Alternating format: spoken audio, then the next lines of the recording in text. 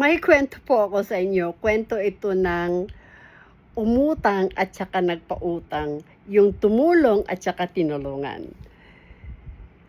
Bakit ba 'pag ikaw na tinulungan, or let's put it this way, bakit ka magagalit na malalaman ng tao na ikaw ay pinautang or tinulungan financially? Ano ang rason mo bakit ka magagalit? Nahihiya ka? Ayaw mong malaman ng tao na nakahiram ka at nangailangan ka? Hindi naman dapat yan tinatago eh. Bakit ka mahihiya na malaman na nangutang ka? Nangutang ka dahil kailangan mo. Ano naman po ang masama kung ikaw ay nangutang? Ang importante, pag umutang ka, tandaan mo na may utang ka at tandaan mo na ikaw ay may babayarang utang.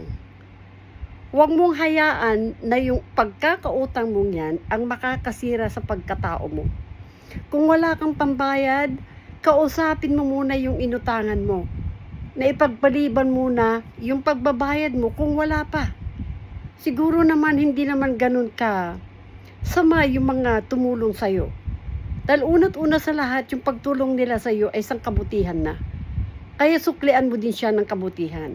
Ngayon, hindi naman kasalanan kung hindi ka makakabayad kaagad.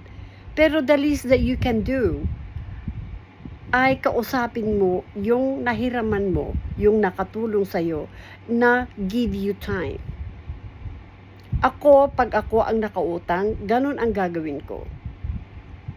Kaya, mga bagay ito na kailangang tandaan natin, ang utang ay hindi dapat pinagtataguan.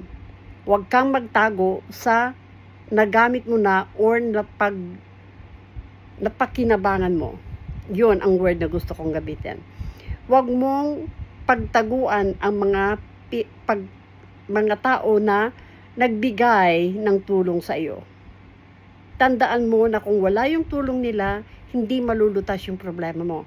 Okay? Good day everyone! Salamat na naman po sa pakikinig.